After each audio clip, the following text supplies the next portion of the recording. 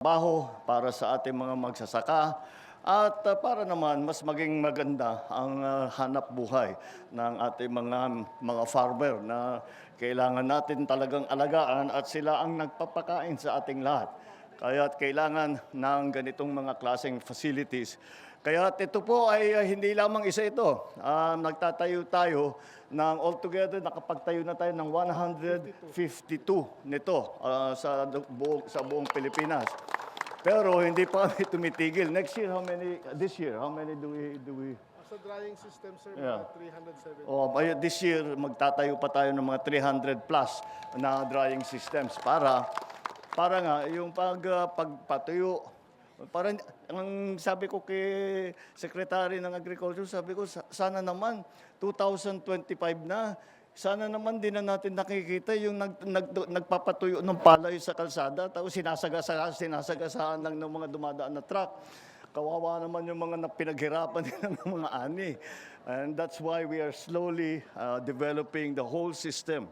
At kasama rin yan. Ibig sabihin, yung whole system, nandyan po, nagdala din kami ng mga traktor, may dalawang malaking harvester doon. At sa ating mga fishermen, may kaunting tulong din tayo. Magdala tayong bangka na may motor para magamit nila. At bukod pa ron, meron din tayong naibigay na tulong galing sa Crop Insurance Corporation sa mga nagsaka pero nasira ang tanim dahil sa bagyo. Para naman kahit hindi namin makumpleto ang dapat nakikitain nila, ay sana ito'y makatulong na sila para makabalik na sila para tanim ulit for the next season. Pati na yung mga inputs magtutulong. Hindi lamang yung cash, kundi tutulong din kami sa mga inputs.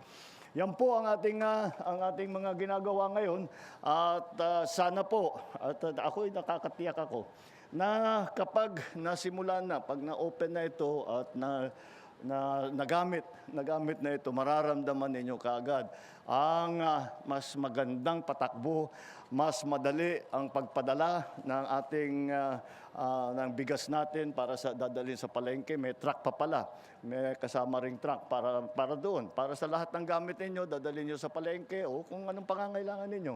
Meron kayong sasakyan. At lahat po yan binubuo natin para masabi natin yung sistema.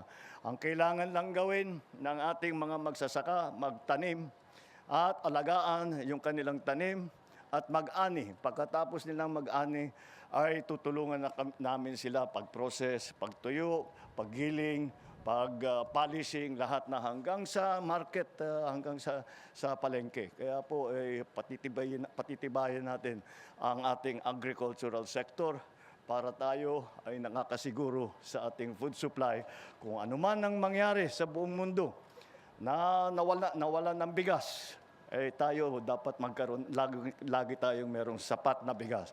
Wala pa tayo ron, pero patuloy ang pagpaganda natin ng ating agricultural sector para naman masasabi na tayo sa Pilipinas we are completely food secure. Maraming salamat. Gandang umaga sa inyo.